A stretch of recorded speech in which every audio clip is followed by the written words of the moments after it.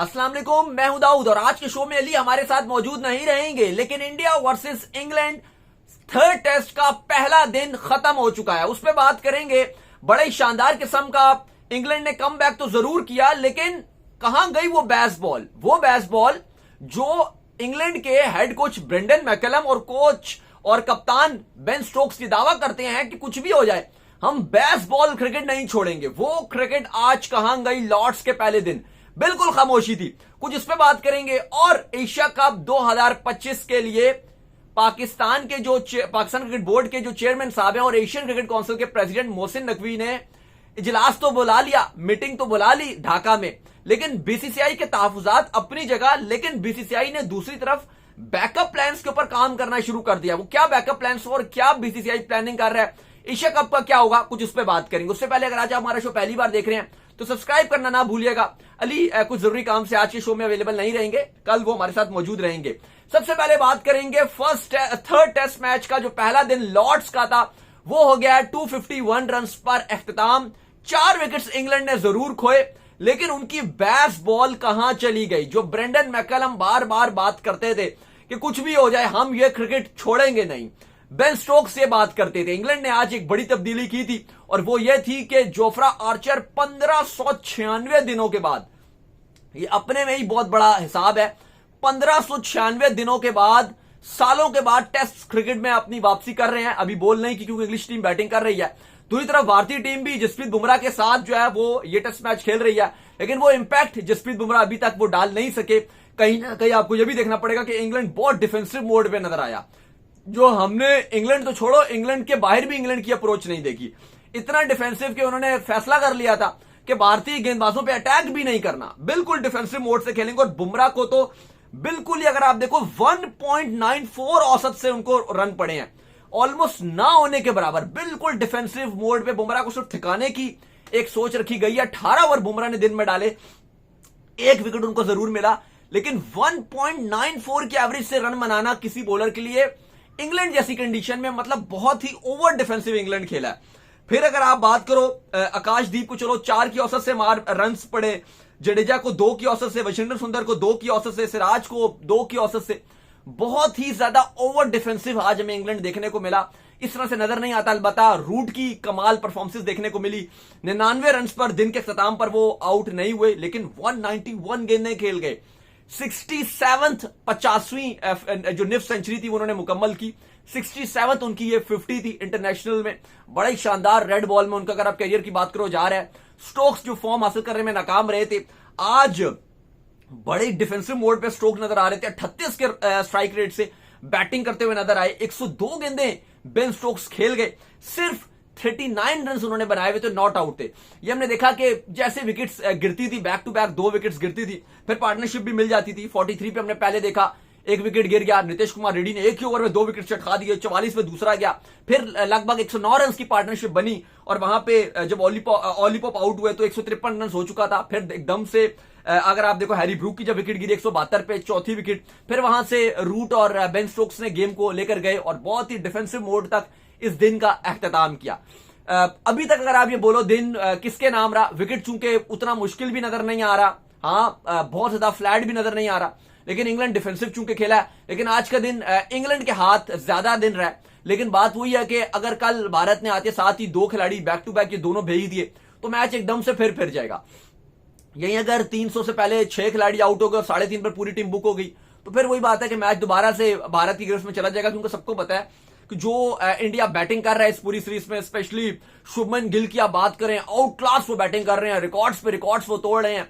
पिछला test match वो जैसे खेल रहे हैं तो नजरें तो हैं कि शुभमन गिल फ्रंट से लीड कर रहे हैं अपने बल्ले के साथ, तो वो भी चीज है। लेकिन अभी टेस्ट मैच इंग्लैंड क्योंकि बहुत स्लो खेला है, अगर अच्छा खेलते 4 आउट होते 325 तक बोर्ड पे लगा देते तो आप कहते हैं कि फुल इंग्लैंड के नाम रहा है। लेकिन अभी भी मैं समझता हूं कि 60% इंग्लैंड के पास ये गेम रही है, क्योंकि उन्होंने जो भारत के 3 फ्रंट लाइन पेसर थे तीनों फॉर्म में आ चुके थे।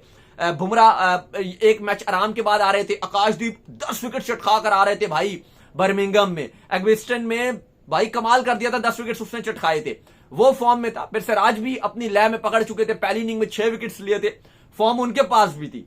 तो 3 फ्रंट लाइन पेसर्स थे भारत के पास और उनके अगेंस्ट बिल्कुल रन नहीं बनाए, अगर विकेट नहीं दिए तो रन भी नहीं बनाए, डिफेंसिव मोड पे इंग्लैंड खेला है। तो वो चीज देखने को मिली कि इंग्लैंड का जो आज मोड था वो बहुत ही डिफरेंट माइंडसेट नजर आ रहा था, थोड़ा स्लो साइड पे जा रहे थे। एक था कि भारत के जो गेंदबाज हैं उनको थकाना है किसी तरीके से, रन नहीं बनाने उनके अगेंस्ट, विकेट भी नहीं देने। तो थोड़ी सी इंग्लैंड से हम ये क्रिकेट एक्सपेक्ट नहीं करते। वो एक दुनिया में एक मैसेज दे रहे होते हैं कि हम टेस्ट क्रिकेट को तब्दील कर देंगे, हम चेंज कर देंगे, हम ये कर देंगे, हम वो कर देंगे। लेकिन आज भारतीय गेंदबाजों के सामने ऐसा लगा कि उन्होंने अपनी जो वो बात है ना कि पुष्पा झुकेगा नहीं, वो उनका एक स्टाइल था कि भाई हम टेस्ट मैच ड्रॉ नहीं करेंगे, हम हार जाएंगे टेस्ट मैच। ये स्टोक्स और मैकलम बात करते थे कि हम आखिरी दिन भी अगर हमारे पास 450 भी बोर्ड पे लगा होगा तो हम चेस के लिए जाएंगे, पांचवें टेस्ट मैच हार जाएं पर जीत जाएं या हार जाएं, ड्रॉ को हम खत्म करेंगे क्रिकेट से। ये उनकी एक सोच थी। लेकिन जिस तरह से वो खेले हैं तो अपनी जो उनका स्टाइल था, जो पुष्पा वाला स्टाइल था, वो उन्होंने आज कांटा लगा दिया अपने स्टाइल पे और अपनी ही बात से आज वो हमें पीछे हटते हुए दिखाई दिए। चले, इसके बाद जो खबर आ रही है वो आ रही है एशिया कप के हवाले से। हुआ ये कि कल एशियन क्रिकेट काउंसिल ने मीटिंग बुला ली और 24 जुलाई को कहा गया कि तमाम जो मेंबरान्स हैं, भारतीय क्रिकेट बोर्ड, श्रीलंकन, अफगानिस्तान और पाकिस्तान, ये सारे इकट्ठे होंगे ढाका में। और 24 जुलाई को आपको पता है पाकिस्तान और बांग्लादेश की T20 सीरीज का भी 30 T20 होगा, वो भी चल रही होगी। तो कहा गया वहां पर आ जाएं। लेकिन बीसीसीआई ने कहा कि हमने तो अभी बांग्लादेश के साथ जो हमारी सीरीज थी वो सिक्योरिटी कंसर्न्स की वजह से खत्म की, क्योंकि वहां पे पॉलिटिकल अनरेस्ट था। और फिर अगर आपको पता है कि जो उनकी प्राइम मिनिस्टर थी वो भी हमारे यहां आकर उन्होंने सियासी पनाह ली हुई है, तो हमारे लिए तो पॉसिबल नहीं है। हम वहां पे ऑलरेडी हमें सिक्योरिटी थ्रेट्स हैं, हम वहां पे नहीं जाएंगे, कहीं और करवा ली जाए। लेकिन जो प्रेसिडेंट साहब हैं पाकिस्तान के Mohsin Naqvi Asian cricket council के, उन्होंने कहा कि भाई होगी तो ये ढाका में, अगर आपको इशू है तो आप जूम के थ्रू ऑनलाइन आ जाएं। ऑलरेडी आईसीसी में भी हो चुका है कि आईसीसी की मीटिंग में भी आप ऑनलाइन आ जाते हो और एसीसी में भी ये कोई बड़ी बात नहीं है। लेकिन श्रीलंका ने भी मना कर दिया, उन्होंने कहा हम नहीं आएंगे। तो अब देखते हैं कि इसका क्या खाता होता है। वैसे जो इनिशियल डेट्स आ रही हैं वो तो ये है कि अगर एशिया कप होता है तो 5 जुलाई से एशिया कप जो है वो शुरू होगा और 21 जुलाई को इसका फाइनल करवा दिया जाएगा। अब बीसीसीआई तो ये कहता है कि एशिया कप का जो फैसला है वो हमारी गवर्नमेंट करेगी। ठीक है, बहुत सारे मामलात हैं, बहुत सारे स्टेक्स लोगों के फंसे हुए होंगे। सोनी का $178 मिलियन की डील है, ये भी है और भी बहुत कुछ है। बांग्लादेश के साथ तो भारतीय क्रिकेट बोर्ड ने ऑलरेडी कह दिया कि अगले साल हम इस सीरीज को रख देते हैं 2026 में, और उम्मीद करते हैं तब तक मामलात भी बेहतर हो जाएंगे तो फिर ये सीरीज खेल लेंगे। अगर हमारी चीजें जो है वो बेहतर हो गई, सिक्योरिटी मामलात और हमारे पॉलिटिकली मामलात बेहतर हुए तो हम फिर ये करवा लेंगे। लेकिन एशिया कप के हवाले से भारतीय क्रिकेट बोर्ड ने दूसरी तरफ श्रीलंकन क्रिकेट बोर्ड, आपको पता है वो उसने भारत का फुल साथ दिया और उन्होंने कहा कि हम भी इस मीटिंग में ढाका में शिरकत नहीं करेंगे, आप किसी कहीं और करवा लो। ठीक है, अगर आप मेरे से पूछो तो ये कोई इतनी बड़ी बात नहीं है। ढाका में वैसे भी बहुत टाइम बाद ये मीटिंग हो रही है, ये आप दुबई में करवा दो अगर उनका इशू है तो इसमें कोई बड़ी बात नहीं है। 2-4 बंदों ने एक कमरे में ही तो, एक होटल में ही तो बैठना है, या आप कहीं भी करवा लो, ये मैटर नहीं करता। आप सिंगापुर में करवा लो, यूएई में करवा लो, ये मीटिंग का कोई वो चीज नहीं है। तो कहीं और भी करवा लो तो इसमें कोई बड़ी बात नहीं है। लेकिन इशू यहां पर यह है कि अब भारतीय क्रिकेट बोर्ड ने बैकअप के तौर पर 2-3 बोर्ड से जो एशिया कप की विंडो, अगर वहां पर एशिया कप नहीं होता तो बैकअप प्लान के तौर पर 1-2 बोर्ड से राब्ते शुरू कर दिए। श्रीलंकन क्रिकेट बोर्ड तो ऑलरेडी कह चुका है कि जो बांग्लादेश के साथ आपकी सीरीज है ना वो आप हमारे यहां आ जाइए और हमें प्रॉफिट दे दीजिए। 3 ओडीआईस और 3 T20 आप हमारे यहां आके खेल लीजिए, उससे हमें बड़ा फायदा हो जाएगा। लेकिन भारतीय क्रिकेट बोर्ड बिल्कुल कंसीडर कर रहा है कि हम श्रीलंका जाएं और पॉसिबल है कि वो सीरीज हो जाएगी इंडिया श्रीलंका की। लेकिन भारतीय क्रिकेट बोर्ड इसलिए अभी तक ओके नहीं कर रहा क्योंकि उनको यह लग रहा है कि अगर एशिया कप नहीं होता तो फिर हम श्रीलंका से वो 3 ओडीआईस और 3 T20 नहीं खेलेंगे, बल्कि फिर हम एक ट्राई सीरीज होल्ड करेंगे श्रीलंका को मिला के। उसमें भारत, श्रीलंका और अभी तीसरी टीम का नहीं पता कि वो कौन सी हो सकती है। अलबत्ता कुछ बीसीसीआई के तो और कहा यहां तक कह रहे हैं कि हम इंग्लैंड से भी राब्ते में हैं, ईसीबी से भी हमारा राब्ता चल रहा है। हो सकता है कि इंग्लैंड को शामिल कर लिया जाए, इंडिया, श्रीलंका और इंग्लैंड, या अगर वो नहीं तो फिर वैसे तो पाकिस्तान अफगानिस्तान के साथ बातचीत कर रहा है। लेकिन अगर अफगानिस्तान की पाकिस्तान के साथ सीरीज खत्म हो गई तो पॉसिबल है कि उसके बाद अफगानिस्तान इस ट्राई नेशन सीरीज में एंटर हो जाए। तो ये पॉसिबल हो सकता है कि जैसे निधास ट्रॉफी एक हुई थी तो उसी की शक्ल में ये 3 मुल्की टूर्नामेंट हो सकता है। 4 टीमें नहीं खेल सकती, ये आपको बता दूं, क्योंकि आईसीसी ये कहता है कि 2 बोर्ड्स जो है वो बायलैटरल सीरीज खेल सकते हैं और मैक्सिमम ट्राई सीरीज खेल सकते हैं। क्वाड 4 सीरीज की इजाजत आईसीसी नहीं देता क्योंकि उसको लगता है कि ये खतरा आईसीसी इवेंट के लिए हो सकता है। हां, एशिया कप एक अलग चीज है, वो क्योंकि एशियन क्रिकेट काउंसिल एक अलग एक बोर्ड, एक अलग गवर्निंग बॉडी आईसीसी की तरह उसने बुलाया है कि भाई एशिया कप के जो मामलात हैं, एशियन जो कंट्रीज हैं, जो टीम्स हैं, उनकी फलाह बहबूद के लिए हम काम करते हैं। तो ये एक अलग चीज है, वो एक करवा सकता है एशियन क्रिकेट काउंसिल। बोर्ड कोई नहीं करवा सकता 4 टीमों के साथ सीरीज। तो अगर बीसीसीआई एशिया कप की रिप्लेसमेंट में कुछ करवाएगा तो 3 करवाएगा। तो बीसीसीआई ने बातचीत जो है वो जारी रखी है 2-3 बोर्ड्स के साथ। वहीं दूसरी तरफ अगर आप पाकिस्तान क्रिकेट बोर्ड की बात करो तो यही पाकिस्तान क्रिकेट बोर्ड का भी बैकअप प्लान है। उन्होंने अफगानिस्तान के साथ यूएई को भी रख लिया है, पर उन्होंने ये फैसला किया है कि अभी तो हम ये सोच रहे हैं कि हम इसको अगस्त में आखिरी हफ्ते में इस सीरीज को निपटा देंगे, लेकिन अगर एशिया कप नहीं होता तो फिर हम भी इस सीरीज को सितंबर में एशिया कप की विंडो में करवाएंगे, क्योंकि वो विंडो सबके लिए 20 दिन की जो विंडो है वो तमाम बोर्ड्स के लिए एम्प्टी हो जाएगी। तो पाकिस्तान क्रिकेट बोर्ड ने भी ये सोचा हुआ है कि फिर हम अफगानिस्तान और यूएई के साथ मिलाकर एक सीरीज हम रख लेंगे। फिर देखना है कि इसमें अफगानिस्तान क्या करेगा, क्योंकि अफगानिस्तान की ऑलरेडी पाकिस्तान के साथ एफटीपी की ये सीरीज है और इसका जो आप कहो कि यूएई में पॉसिबल है कि ये सीरीज पाकिस्तान क्रिकेट बोर्ड करवा सकता है। लेकिन बीसीसीआई ने एक बड़ी सीरीज करवाने का फैसला किया। अगर इंग्लैंड उनके साथ मिल गया, श्रीलंका मिल गया और साथ इंडियन टीम होगी तो एक हो जाएगा एक बड़ी एक अच्छी सीरीज हो जाएगी। और इसके चलते जो एशिया कप होगा, अगर लोग कहते हैं कि वो नहीं हो पाता, तो उसका यह फैसला किया जाएगा कि अगले साल 2026 है उसके अगस्त सितंबर में एशिया कप को पोस्टपोन कर दिया जाएगा तब तक के लिए, क्योंकि आपको पता है उस टाइम कोई सीरीज कोई क्रिकेट वो विंडो एम्प्टी होगी और वर्ल्ड कप भी कोई नहीं होगा। T20 वर्ल्ड कप भी 2026 का फेब मार्च में है, तो फिर अगस्त सितंबर में करवा दिया जाएगा। और फिर आपको पता है कि 2027 में ऑलरेडी जो 50 ओवर का एशिया कप है वो होना है 50 ओवर के वर्ल्ड कप से पहले। साउथ अफ्रीका जो और जिम्बाब्वे और नामीबिया में जो वर्ल्ड कप होस्ट है उससे पहले वो अक्टूबर में है वर्ल्ड कप। तो 2027 में अगस्त सितंबर में वैसे भी एशिया कप को शेड्यूल किया गया है 50 ओवर का, तो फिर 26 में भी एशिया कप हो जाएगा T20 फॉर्मेट में और 27 में भी हो जाएगा।